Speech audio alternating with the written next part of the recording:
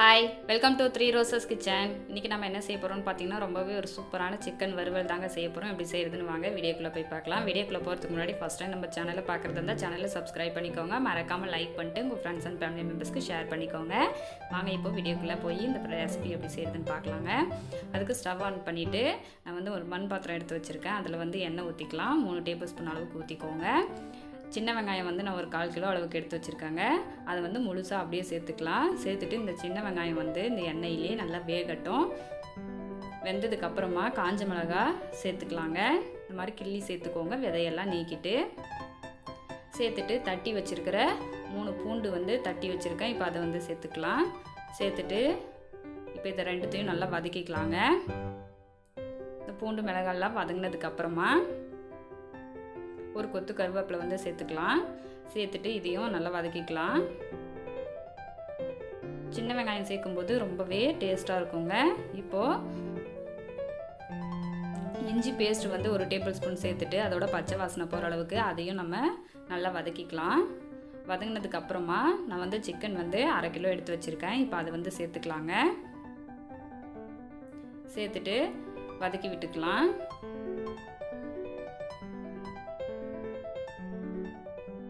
நீங்கள் சிக்கன் எடுத்திங்கன்னா கண்டிப்பாக இந்த மாதிரி செஞ்சு பாருங்கள். ரொம்பவே டேஸ்ட்டாக இருக்கும். குழந்தைங்கள்லாம் நல்லா விரும்பி சாப்பிடுவாங்க.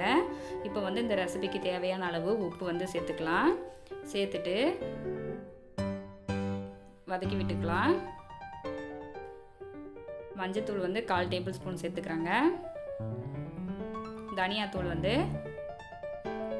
2 டேபிள் ஸ்பூன் சேர்த்துக்கிறேன். மிளகுத்தூள் 1/2 டேபிள் ஸ்பூன் சேர்த்துக்கிறேன். சேர்த்துட்டு நான் கலருக்காக காஷ்மீரி மிளகாத்தூள் சேர்த்துருக்கேன். ஏன்னா நம்ம மிளகாய் சேர்த்துருக்கோம், அதோட காரமே கரெக்டாக இருக்கும்.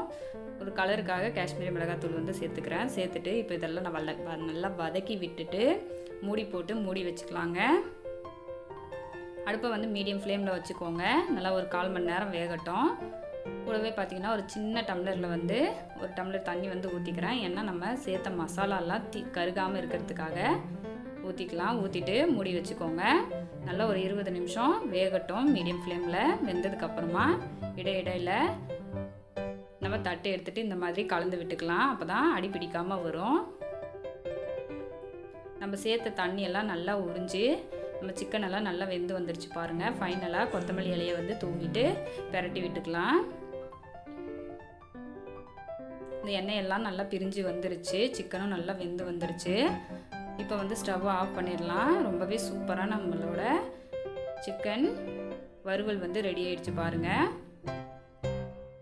ரொம்பவே ஈஸியாக சீக்கிரமாக செஞ்சு முடிச்சிடலாம். ரொம்பவே டேஸ்ட்டாக இருக்கும். குழந்தைங்கள்லாம் ரொம்பவே விரும்பி சாப்பிடுவாங்க.